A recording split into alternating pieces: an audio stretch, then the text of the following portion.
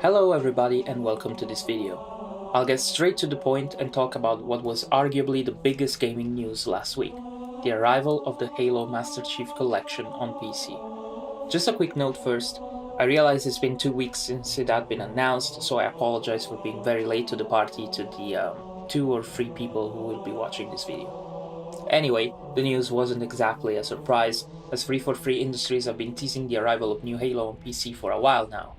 We had the Forge mode of Halo 5 on September 2016, the announcement of the new main game in the franchise Halo Infinite, the first to be released simultaneously on Xbox One and PC, and in the meantime the developers often responded to the community by saying that they were aware of the request for more Halo on PC.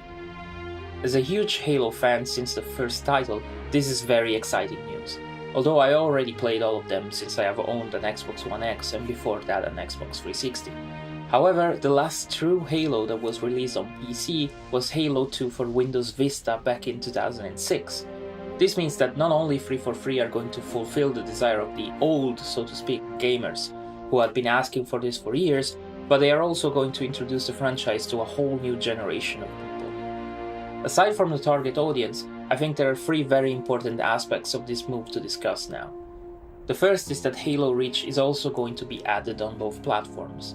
This had also been one of the most requested wishes to 343 Industries, and personally I'm really looking forward to this, as I'm sure most of you also are. If you're not familiar with it, Reach is regarded as having one of the best campaigns of all time, and not just compared to Halo games. Powerful, emotional, featuring other Spartans that you get to know during the events of the game, and a protagonist that, despite being silent, manages to connect you to the world around you and the lore. The story also features cleverly balanced themes of bravery and hopelessness. I won't spoil the game for those who never played it, so that's all I'm going to say. But believe me when I tell you that you're going to want to keep playing it until you've finished it, and the ending will stick to you for a long time. The multiplayer component of Reach will also be included, and while it does add some interesting customization elements that require you to play the game for a while, with no microtransactions, it is arguably the weakest of all the Halo games. That's not to say that it's bad, just not up to par in my opinion. The second element connects to the first one, and it's about the delivery schedule. While unfortunately we don't know exactly when the MCC is going to be released for PC, as the developers want to do things right and avoid the disaster that happened during the original launch back in 2014, we do know that the game is going to be rolled out in chronological order according to the lore. That means that Halo Reach will be the first game to be released, and then later games starting from Halo Combat Evolved will be patched in. This is an interesting and unique move that I feel positive. On one hand, it allows developers, as mentioned before, to have more time for optimization and bug fixing. On the other, they will let us have a taste of the product instead of nothing at all. And it's not just a demo, we're talking about a full-fledged game here. And finally, the real surprise. The Master Chief Collection is coming to Steam. This is a major step for Microsoft, but it's worth noting that this is not the first time they released a Halo game outside of their own marketplace. Halo Wars Definitive Edition, Halo Spartan Strike and Halo Spartan Assault were all released on Steam, but the first one, while certainly a good title, is a spin-off, and the other 2 were ports of a mobile game.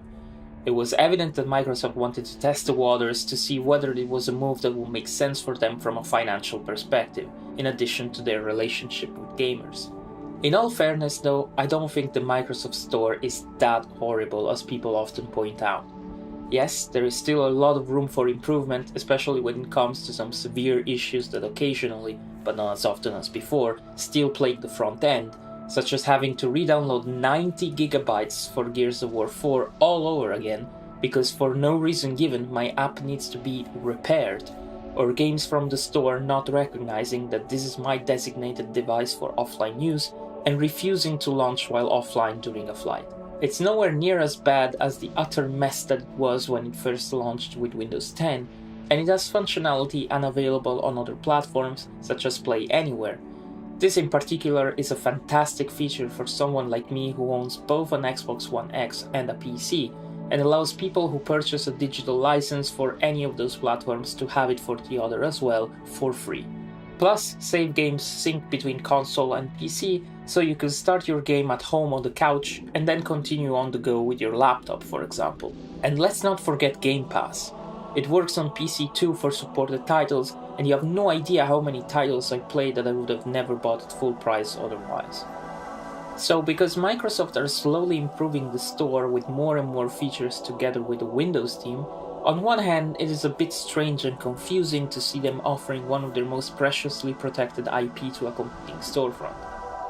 The public's response, however, has been overwhelmingly positive for this move, as it shows that Microsoft are actually listening to the consumers' feedback, as platform exclusivity in PC gaming seems to be frowned upon unless a game is only available on Steam, which is still a form of exclusivity in theory. Anyway, more choice is always a good thing in my opinion, and if this works, it can set a positive precedent for less exclusivity in the gaming world and more enjoyment for us, the consumers. Finally, I just wanted to address one point that seems to concern some Xbox fans.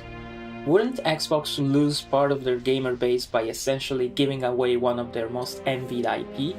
After all, who needs an Xbox anymore, since it seems that most of their exclusives are available on PC as well? The simple answer to that is no, for three main reasons. Number one, if you buy the game on the Microsoft Store, Microsoft, you guessed it, still earns money for that. Number two, even if you buy the game on Steam, Microsoft takes 70%, if I'm not mistaken, of the earnings. Number three, there are still a large number of people who will stick to consoles and are not interested in building or buying a gaming PC. And in such case, they will still buy an Xbox if they were interested in the franchise, as it will very, very likely never be available on competing consoles. So in the end, this is a win-win situation for both the tech giant and us. And personally, I'm super excited for both the re-release of Halo Reach and the ability to play the other games with PC users, such as my brother, who are not interested in purchasing an Xbox One. As always, I would love to hear from you as well, so if you're interested, feel free to leave a comment below, and if you liked the video, I would appreciate a like and a subscribe. Apologies again for the huge delay in the making of this, thank you, and I will see you next time.